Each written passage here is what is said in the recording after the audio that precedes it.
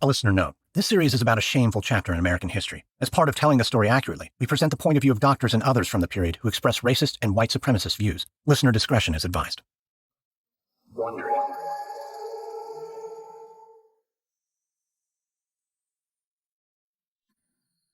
Charles Pollard isn't used to government doctors. He's not used to doctors, period. No one here is.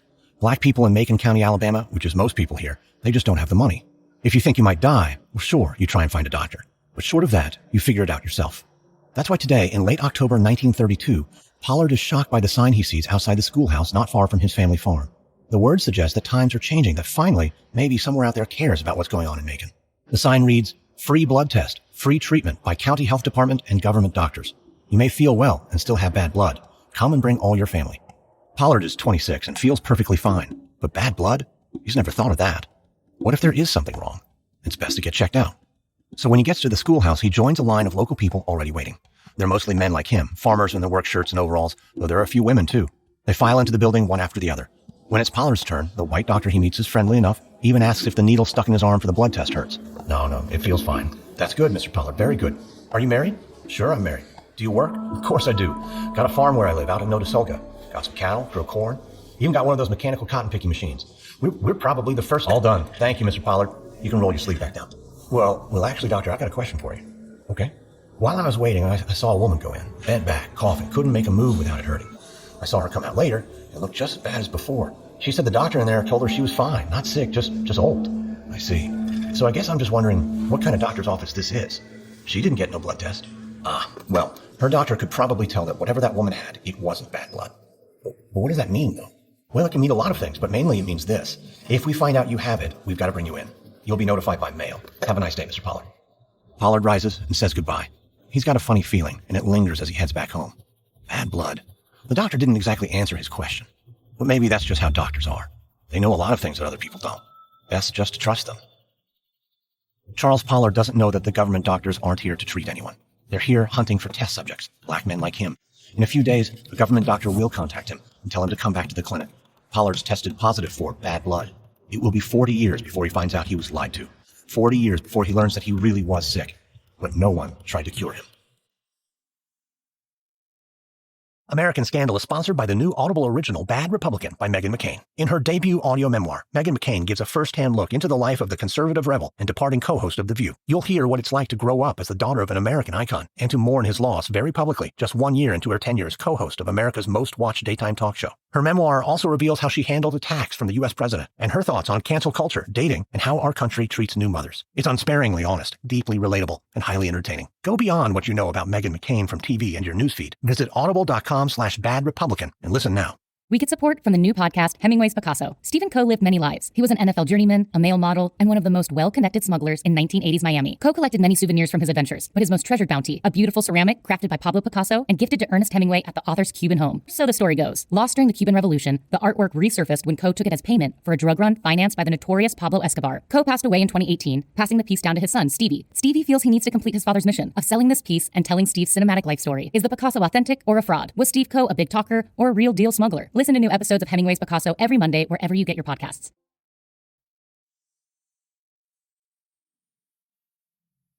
From Wondery, I'm Lindsey Graham, and this is American Scandal.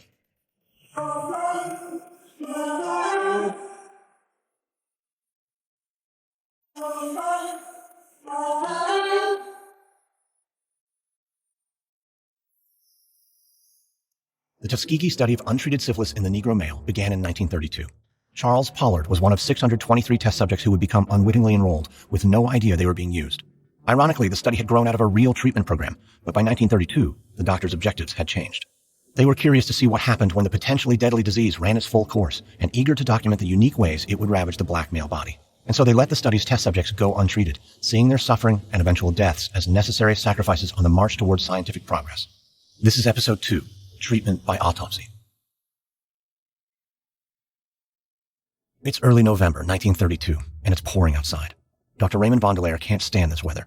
In his lab at the Tuskegee Institute, he stares at the neatly sorted vials of black men's blood and realizes he has a problem. When Dr. Oliver C. Wenger opened the treatment and diagnostic centers last month, the blacks came, hundreds of them, from Shorter, Haraway, Notasulga. Vondelaire had been impressed. Wenger clearly knew what he was doing. When the men came, he and the other doctors listened patiently as they described their ailments. They gave advice and medicine where they could, but their main goal was to identify men with syphilis who were at least 25 years old. Wenger had told Vandeleer that they'd lowered the age from 30 because the pool of subjects was so much bigger. Once they had their men, they hired Vandeleer to run the field study of the untreated disease. When he first got the call, Vandeleer was elated. He felt like his whole career had been leading to this moment. He's a graduate of the University of Virginia School of Medicine and a native of that state, and he's been with the PHS for 7 years. Dr. Tolliver Clark and Dr. Wenger picked him because he taught syphilology at the Medical College of Virginia. Plus, he'd studied cardiovascular syphilis under some of the finest instructors in Europe. Vandeleer knows this made him the perfect candidate. Dr. Clark is extremely curious to learn more about how the late-stage symptoms affect Negroes, and Vandeleer shares his curiosity. But if the blacks won't cooperate, then Vandeleer and Clark don't have a study. And this is what has him worried now.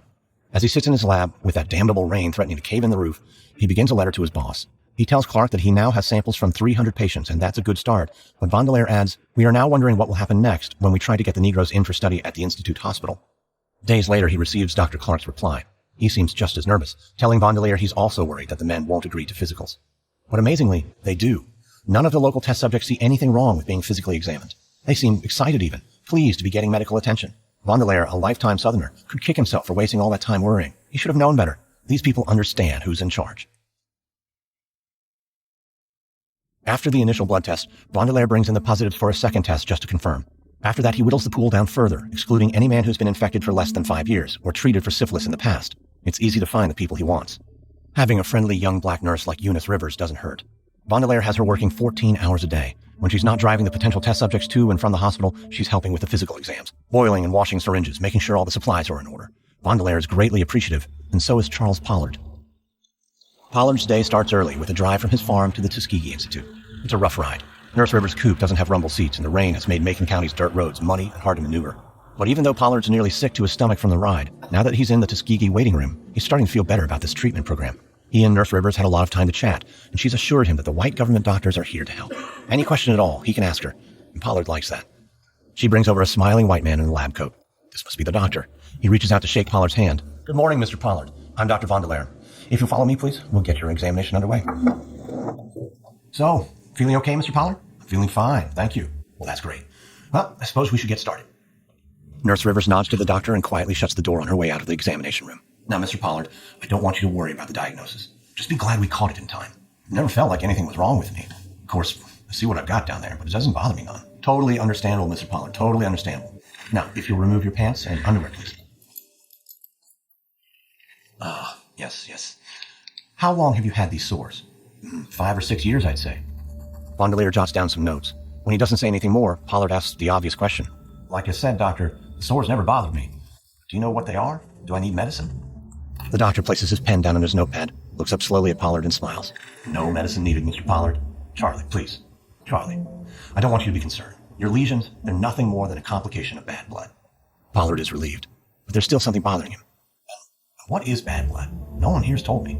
"Well, it's too complicated to explain, really. You're better off not worrying about such things. But the important thing is you're here, and from now on, we'll take care of you. We'll just keep an eye on that bad blood of yours, and we'll do what we can to help." Vandeleer beams at him. "Charlie, do you understand how lucky you are?" "Lucky?" "Yes, you and your friends here. You're some of the luckiest Negroes in America."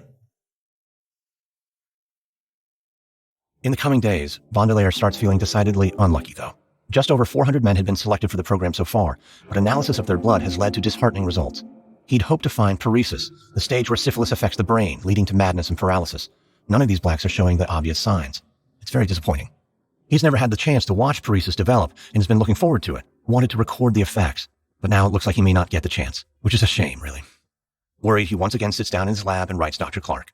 "I'm aware of the great difficulty offered in recognizing the early subjective symptoms of paresis in the Negro, but it seems unusual that I have failed to recognize a single early case of paresis with subjective symptoms in the 200-odd cases examined." Dr. Clark's response arrives the following week and lifts Vandeleer's spirits somewhat. He tells Vandeleer not to blame himself. It's to be expected. After all, the test subjects are low-class blacks, so it will be harder to distinguish between madness and simple ignorance.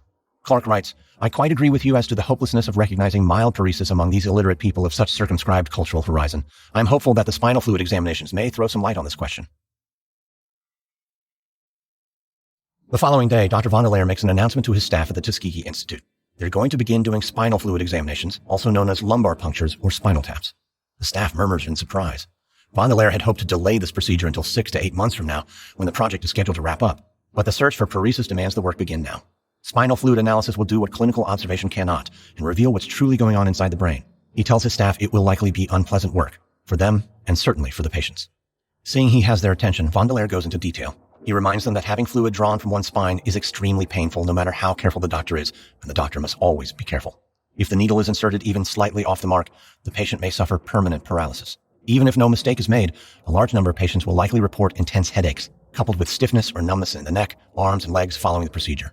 Our goal is to avoid the worst-case scenario, Vondelaire tells his staff. These men must not be permanently damaged.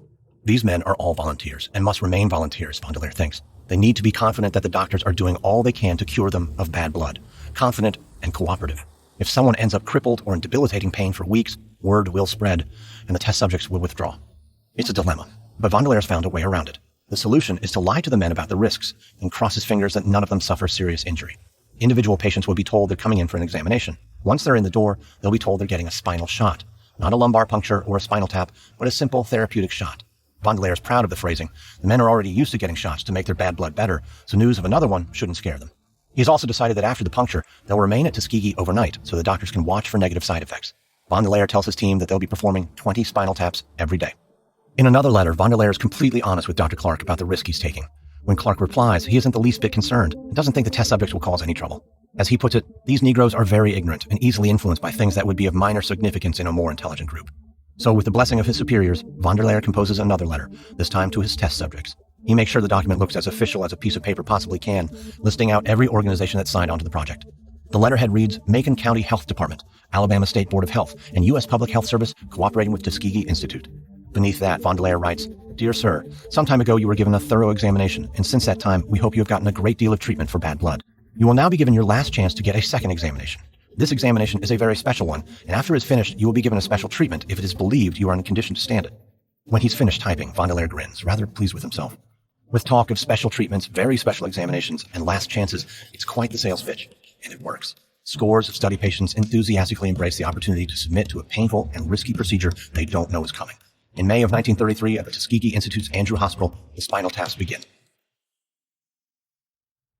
In the small town of Fox Lake, Illinois, Joe Glinowitz was a hometown hero and 30-year veteran of the local police department. On September 1st, 2015, just 1 month from retirement, he was found dead outside an abandoned cement plant, shot in the chest twice at close range. While the town and Joe's family mourned his passing, hundreds of police officers launched a manhunt to find his killer. After weeks of searching, the lead investigator discovered chilling secrets about Joe, the local police department, and the village of Fox Lake. These were secrets that once uncovered would put the town in the national spotlight and haunt them for years to come. Wondery's shocking true crime podcast, Over My Dead Body, is back for a 3rd season with a story about corruption, betrayal, and the secrets of a fallen hero. Follow Over My Dead Body Season 3, Fox Lake, on Apple Podcasts, or you can listen early and ad-free by subscribing to Wondery Plus in Apple Podcasts or the Wondery app.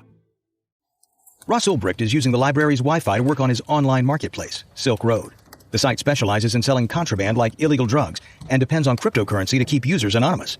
Suddenly, he hears a commotion. I hate you! Get away from me! But as he turns his head, a woman grabs his laptop. Freeze! FBI! The officers slam Ulbricht's body against the table. Then, the sound of handcuffs being clicked shut signals the end of his life as a free man. Hi, I'm David Brown, the host of Wondery's show Business Wars. We go deep into some of the biggest corporate rivalries of all time. And in our latest series, we tell the story of the wild frontiers of the digital gold rush. Listen to Crypto Wars on Business Wars on Apple Podcasts, Amazon Music, or the Wondery app. Join Wondery Plus in the Wondery app to listen 1 week early and ad-free.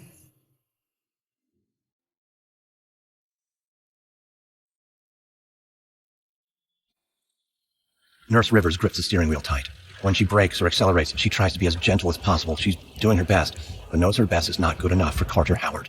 It's not his fault. He's just had the needle. Slow down. Slow down. Don't drive so fast. God, it hurts. Hang on, Mr. Carter. Almost home. I can't handle this, Nurse Rivers. I can't. Yes, you can. You'll feel better soon. God damn, is it supposed to hurt this much? I promise what you're feeling right now is perfectly normal. This isn't the first time Nurse Rivers has lied to a test subject, and it certainly won't be the last. But truthfully, she's surprised Howard isn't in more pain. She was there for his spinal tap, and it was awful. The doctor stuck him 2 or 3 times before he got it right, and each time Howard cried out in pain. All these spinal taps have been hell on the men. She drives them home as carefully as she can, but there's only so much she can do with her shabby car on these rocky dirt roads. It knocked me out, Nurse Rivers. I fainted in there. I fainted, you know. She does know. You just lie down when you get home and rest, you hear? Just give it a few days. I'm telling you, Nurse Rivers, if they're going to stick you in the back every time we go in there, I don't want to be there.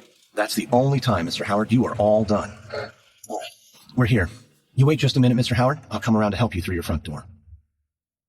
Nurse Rivers leaves Howard grimacing on his couch, cursing the government doctors. As she drives back to the hospital, she thinks about how he's not the only one she's left like that. Nearly every man who underwent a lumbar puncture emerged worse for the wear, many vowing never to return, even though she's sworn to them that the spinal shots are a one-time thing. It's a serious problem. When she gets back to Tuskegee, she personally approaches Dr. Vonderlehr and informs him that 3 of the test subjects refuse to come in. Others have offered various excuses. She does everything she can to change their minds, but they're too afraid. Vonderlehr is prepping for the next spinal tap as they talk, and she can see he's not worried. He tells her she shouldn't be either. Are some of the men going to drop out? Sure. But that always happens in any kind of study where human test subjects are involved. What's important is the staff have performed 307 spinal punctures in just a few weeks. Dr. Wenger has said he considers this a remarkable showing. Nurse Rivers finds herself nodding along. Then Vonderlehr tells her to get back to work, and she does. What else could she do? Nurses shouldn't question doctors. Women shouldn't question men. And blacks shouldn't question whites. It's June 1933, and after 9 months, it's finally time for the Tuskegee Syphilis Study to conclude. The final spinal tap is conducted, and Vonderlehr starts saying his goodbyes. He bids farewell to the Tuskegee physicians who return to their regular posts. He thanks Nurse Rivers for her help and wishes her well in pursuit of her next job. This experiment has been such an adventure, Vonderlehr thinks to himself as he closes up the clinic. Feeling much like a small child ordered to put away his toys, he realizes he isn't ready for the fun to end, but nothing to be done. He returns to D.C., to the PHS building, and walks down the long hallway to Dr. Clark's office for a debrief. He expects all the regular things one expects from these meetings. Good work, Raymond. We're proud of you, Raymond. What's next for you, Raymond? But instead, Vonderlehr sits down opposite Dr. Clark and hears some surprising news. Clark has decided to retire. The PHS needs a new director of the Division of Venereal Diseases, and the PHS and Dr. Clark already know who they would like to take over. In an instant, Vonderlehr accepts. He immediately sees the potential for new research, the opportunity to explore fresh scientific frontiers, and above all, the power to decide the fate of the Tuskegee Syphilis Study. Why does it have to end now, just when he and his coworkers are on the cusp of genuine insight into the impact of untreated syphilis on Negroes? Why does the study have to end at all? Under Director Vonderlehr, it doesn't. Vonderlehr says all of this out loud. A tone of fervor begins to rise in his voice. True, the test subjects don't know they have syphilis. Yes, they were manipulated into getting their spines punctured. Maybe some people would question the tactics, but what they're too short-sighted to grasp is that actually, Vonderlehr is a friend to the Negro. He's found some truly serious late-stage pathologies in many of the test subjects. If he can demonstrate just how bad untreated syphilis can be for a black man, then perhaps Congress will take the disease more seriously and fund more treatment programs and facilities. Dr. Clark, he says, we would be medical pioneers. Meanwhile, Dr. Oliver Wenger is happily back at home. The place he considers his true home, that is, the venereal disease clinic he built in Hot Springs, Arkansas. In the clinic today, he makes his daily rounds. He examines new patients, warmly greeting old ones. He realizes that he honestly missed them. After Tuskegee, he's more passionate about helping Negroes than ever. It's a wonderful time to be a Negro, after all. In the past, no one gave a damn about their health. Nowadays, they have doctors like himself and Dr. Raymond Vonderlehr to look after them. In a cheerful mood, he passes by his secretary and asks if the day's mail has come in. Smiling, she hands it over. I'll be in my office for the next 15 minutes or so, he says. And once at his desk, he sits down and sorts through the many envelopes. One return address stands out. Dr. Raymond Vonderlehr, Public Health Service Director of the Division of Venereal Diseases, Washington, D.C. Wenger reaches for the letter opener and begins to read. After a few lines, he grins. Ray's barely held the office a month, but he's wasting no time. Vonderlehr has been corresponding with various health officers and reviewed all relevant syphilis-related literature. He's come to a definitive conclusion that will transform the Tuskegee study for the better and forever. Vonderlehr confidently states, everyone has agreed that the proper procedure is the continuance of the observation of the Negro men used in the study with the idea of eventually bringing them to autopsy. Wenger can't believe it. Not only does the study live, but Dr. Vonderlehr wants to continue it until the test subjects die. Wenger nods. Such a long-term, longitudinal study would be groundbreaking and immeasurably further medical science. Observations made by doctors looking at x-rays will never match the observations pathologists can make looking at damaged organs under a microscope. There's just no substitute for the real thing. And as always, Vonderlehr has already anticipated the objections. Wenger didn't think to himself, if the men are to be observed until the end of their lives, then when does the study actually end? But Vonderlehr has an answer ready. Autopsies may be, quote, impractical in connection with some of the younger cases. But, he goes on, those more advanced in age with serious complications of the vital organs should have to be followed only for a period of a few years. Inspired, Wenger turns to his typewriter and begins to draft his reply. Naturally, there's the question of how the black men in Macon County might feel about all of this. Wenger supplies a simple answer. Fall back on the tried and true strategy and keep the patients in the dark. Most of these people won't like the idea of autopsies. Carving up the body after death and stitching it back together won't sit right with them. These are simple Christian folk, after all. So Wenger writes, just don't tell them. He adds, if the colored population become aware that accepting free hospital care means a post-mortem, every darky will leave Macon County and it will hurt Dibble's Hospital. This can be prevented if the doctors of Macon County are brought into our own confidence and requested to be very careful not to let the objectives of the plan be known. He suggests that they make sure all the county's private doctors know that if someone dies in their care, their body should be turned over directly to the PHS for autopsy. Wenger takes note of Vondelaire's other ideas. Not all of them are correct, and here Wenger knows he can be of help. His suggestions made, he finishes up his letter, signs it, and hands it to his secretary for her to send by the end of the day. Vondelaire, in his brand new DC office, is elated to find that Wenger clearly shares his sense of urgency. Less than a week has gone by and already has an envelope from Hot Springs. This must be Wenger's response to the news that the study is alive and well. Vondelaire tears it open and is relieved to find that Wenger completely agrees with bringing the men to autopsy. He does take issue, however, with the continued employment of Nurse Rivers. She's not a bad nurse in Wenger's opinion, but Wenger notes she's too soft with the men. He writes, "I don't see that she can do anything else than use up gasoline making weekly calls on these patients, which do not seem to me to be necessary. Though they may be friends to their neighbors, husbands to their wives, and fathers to their sons, to the medical staff, the men in the study are none of these things. They are test subjects." Wenger puts it like this, "As I see it, we have no further interest in these patients until they die." Vondelaire thinks it over. Wenger is saying the test subjects don't need a colored nurse babying them, but he disagrees. In his reply, he tells Wenger, unless someone is working locally with the idea of constantly keeping the welfare of the study in mind, very little will be accomplished, and so Nurse Rivers will stay. Vondelaire does take one of Wenger's other suggestions. Wenger wants the black pathologist with the U.S. Veterans Bureau Hospital, Dr. Jerome J. Peters, to handle autopsies. They've worked closely with Peters already. He did many of the spinal taps. It's a good idea, Vondelaire thinks. The more black doctors and nurses are a part of this thing, the better. Dr. Eugene Dibble's mind races as he listens to Dr. Vondelaire share his updated plans for the syphilis experiment. Vondelaire smiles too much, talks too quickly, and of course uses all the right words. Dibble appreciates the effort, though inwardly, he chuckles a bit. White men often get like this on the rare occasion when they need to ask a Negro for something and just can't order him to do it. After a few moments, Dibble asks for clarification on one key point. "So if I understand correctly, Dr. Vondelaire, this study is now to last indefinitely." "Well, I don't know that I'd use that word specifically. I prefer to use the term open-ended. Will the experiment end? Of course it will, but why end it prematurely, before we've truly learned everything there is to learn?" To Dibble, this sounds perfectly reasonable, but for some of the test subjects he sees every day, it does sound like a death sentence. But if such a cost is going to be paid, then he'll at least ensure it's a cost beneficial to Tuskegee in the long run. If the new aim of the study is to bring the patients to autopsy, that means you'll want to use Tuskegee facilities, nurses, and interns for the duration. That is correct, and we've already secured the funding. And you'll have reliable people performing the autopsies. Autopsies will be handled personally by Dr. Peters, and yourself, sir, if you're open to it. Nurse Rivers will be on hand. This would be a very valuable education for her, as I'm sure you're aware. This pleases Dr. Dibble. It's exactly what he wanted to hear. I am aware, and I look forward to the continuation of our partnership. As do I, Dr. Dibble. This is truly historic-making work we're doing. A rich study of the effects of syphilis on the human economy. Dr. Dibble has to stifle a scoff. The human economy. He's certain that when Vondelaire discusses this study with his fellow white doctors, it's Negro male this and Negro male that. Not so much when he's forced to discuss it with an actual Negro male. But Dibble thinks the semantics have some value. No one can accuse him of knowingly collaborating on a study potentially harmful to blacks. Besides, what he does for the good of his organization and the good of all his people. Yes, Dr. Vondelaire, this will be a rich study of the effects of syphilis on the human economy, indeed. In the months to come, the doctors cement plans for the study's next phase. Not only will the men be brought to autopsy, but there will be more men. A control group. In late July 1933, Dibble receives a letter from Vondelaire informing him the study should add, quote, "a number of control cases having no evidence of syphilis." Dibble pauses to take that in. It means roughly 300 new test subjects. Vondelaire writes that adding the control group will clarify the disease's effects on the body. Those black men with syphilis can now be compared directly to those without, under similar clinical conditions. Of course, they too will be deceived as to the true nature of the study. Dibble sighs and begins composing a reply, agreeing to the proposal. There's little else for him to do. In November 1933, Vondelaire takes note of the fact that he has the full and enthusiastic cooperation of both the PHS and the Tuskegee Institute to continue the study. Now he has to get all the local medical society and board of health supervisors in and around Macon County on board. These organizations will be useful in keeping track of who dies. Vondelaire wants to make sure he knows about every single test subject death. To miss one would be disastrous, for the men must be promptly brought to autopsy. He decides he must rapidly schedule joint medical society and board of health meetings in each relevant Alabama county. He tells the officials he'll personally attend each meeting and explain the study in detail. For the next several weeks, he drives from county to county.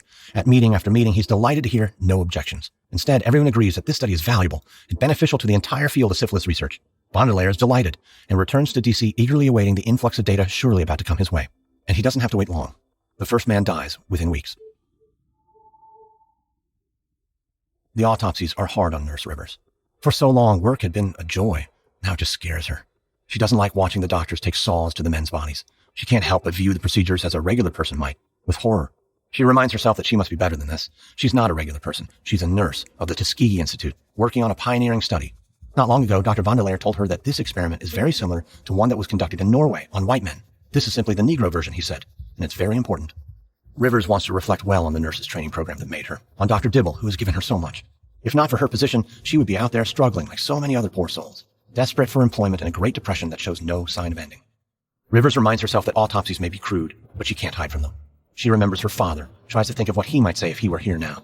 For the first time in weeks, she feels strong. Dr. Dibble is calling. She can hear him down the hall. It must be time for her to help with another autopsy. Nurse Rivers stiffens, but this time out of courage, not fear. She's doing meaningful work here, and her patients trust her. She'll just have to get used to seeing them cut apart.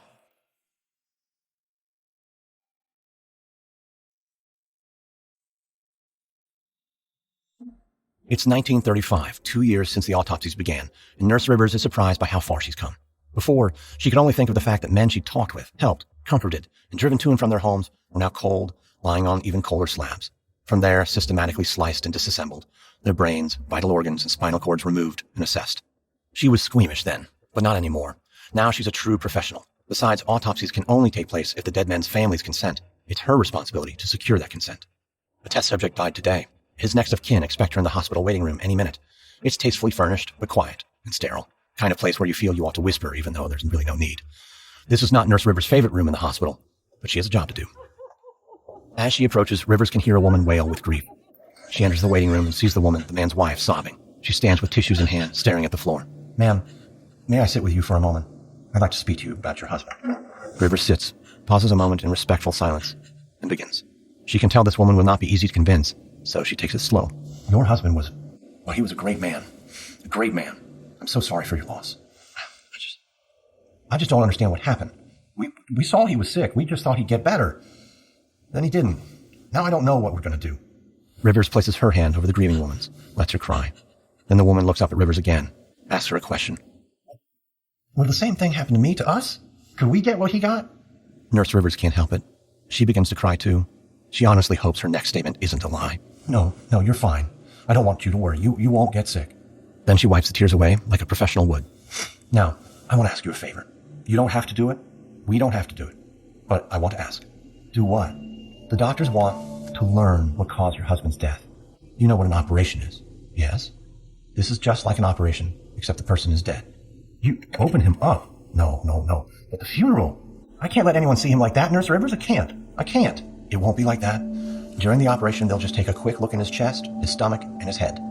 When he's dressed and in the casket, no one will even be able to tell that he had an operation. The clothes won't cover his head, though. That's okay, too. Can I describe for you how it works? They make an incision. It's like a small cut in the back of the skull. They pull the hair over the face, and then when they're done, they put the hair back in place. Very, very carefully.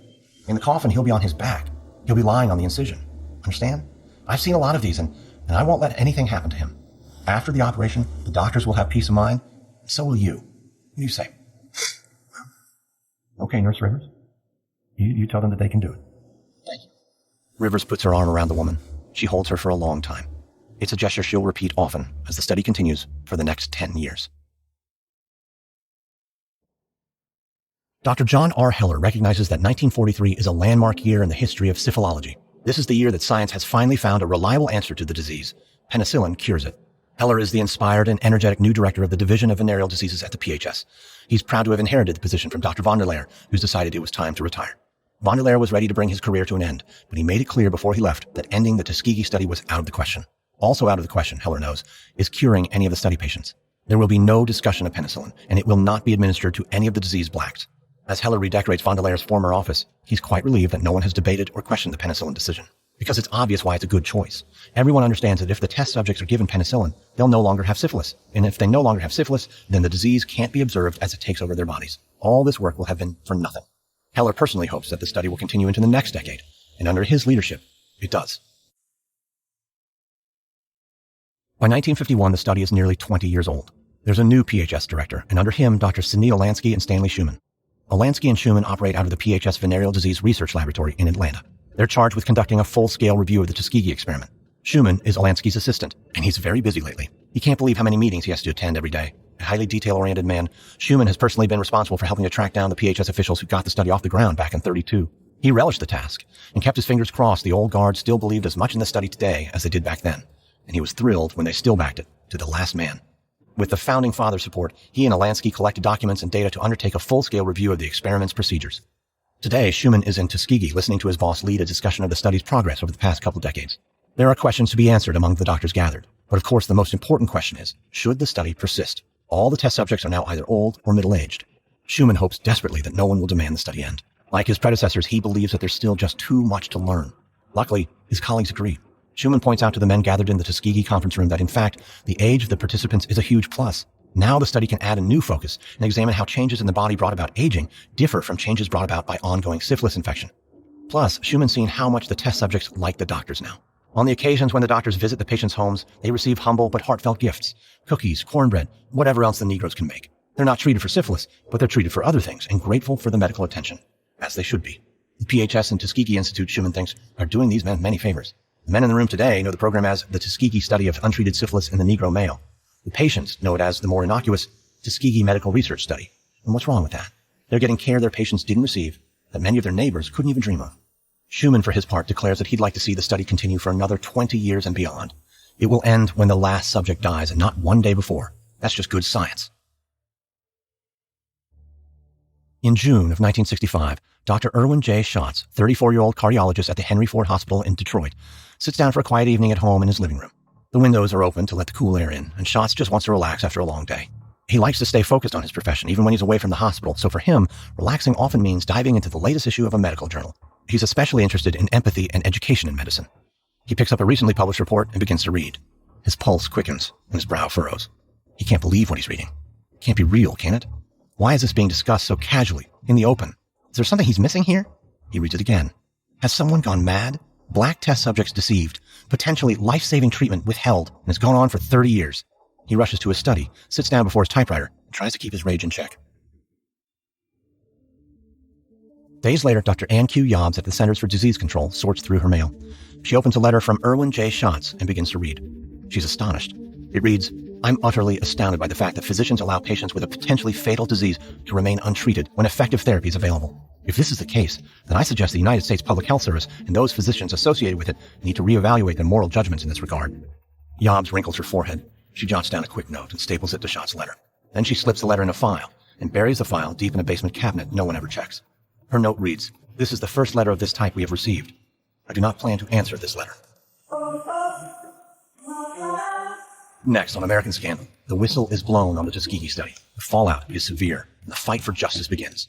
From Wondery, this is American Scandal. I hope you enjoyed this episode. If you did, subscribe now on Apple Podcasts, Spotify, Google Podcasts, Wondery.com, or wherever you're listening to this right now.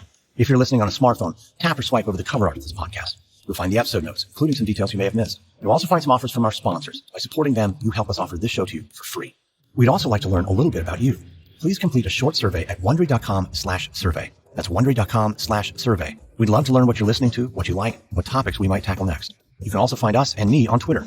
Search for #American Scandal or follow me at Lindsay A. Graham. We use many sources when researching our stories, but we highly recommend the books Bad Blood, The Tuskegee Syphilis Experiment by James H. Jones, and The Tuskegee Syphilis Study by Fred D. Gray. And just a quick note about our reenactments. We can't always know exactly what was said, but everything in our show is based on historical research. American Scandal is hosted, edited, and executive produced by me, Lindsay Graham, for Airship. Sound design by Derek Behrens. This episode is written by Hannibal Diaz, editing by Casey Miner. Executive producers are Stephanie Jens, Jenny Lauer-Beckman, and Hernan Lopez for Wondery.